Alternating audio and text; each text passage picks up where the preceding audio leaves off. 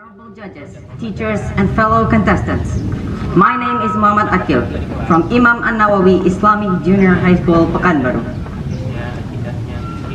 Some people only know that the Prophet ﷺ only had one muazzin, namely Bilal bin Rabah radiallahu anhu. However, it was not only Bilal who became the muazzin of the Prophet. There was also someone else. Not many people know about him. He was blind, but he is very special.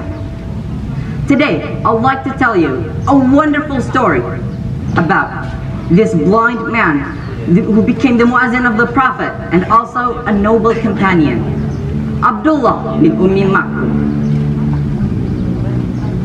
In the early days of Islamic da'wah in Mecca, the Prophet often held dialogues with the Quraysh authorities in the hope that they would accept Islam and stop the persecution of his companions.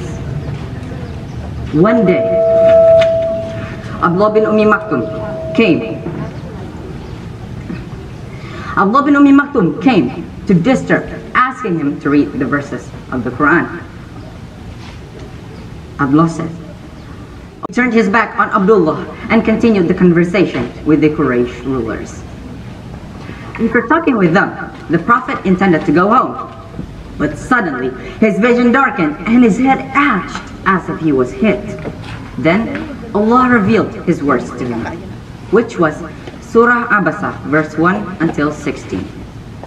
Those 16 verses were conveyed by Jibril alayhi salam to the heart of the Prophet in connection with the incident of Abdullah bin Maktum. Since that day, the Prophet ﷺ praises Abdullah bin Maktum even more. Then there's this story when Abdullah bin Maktum wanted to join the Qadisiyah War. In the year 14 Hijri, Amirul Mu'minin Umar bin Khattab held a confrontation with the Persian Empire. This was later known as the Qadisiyah War.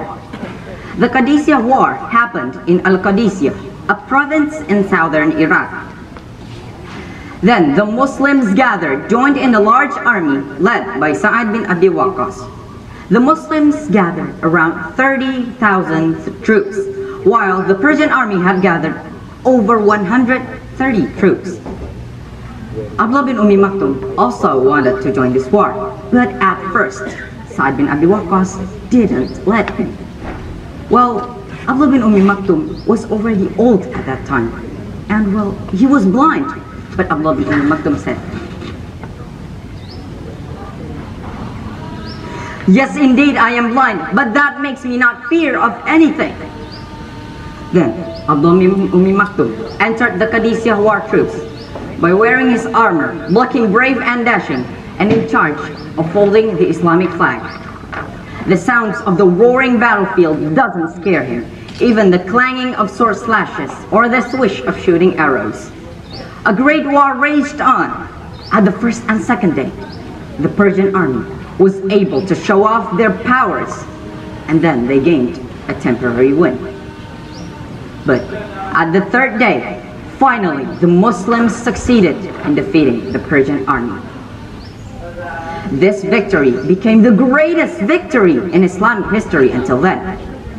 However, this victory must also be paid by the death of the shuhadas, the heroes of Islam. Among them was the companion and muazzin of the Prophet, Abdullah bin Maktum. His body was found dead, lying in the battlefield while hugging the flag that was mandated to him to be guarded. Finally, the muazzin had returned to Rahmatullah, died as a hero fighting the Persian army. May Allah Ta'ala accept the deeds of Abdullah bin Maktum and enters us and him into Allah's paradise. The moral value from this story is, first, your physical weaknesses doesn't stop you from being a great person in the future. Second is, be brave in defending Islam. And third, as a student, we must learn religion and protect our beliefs.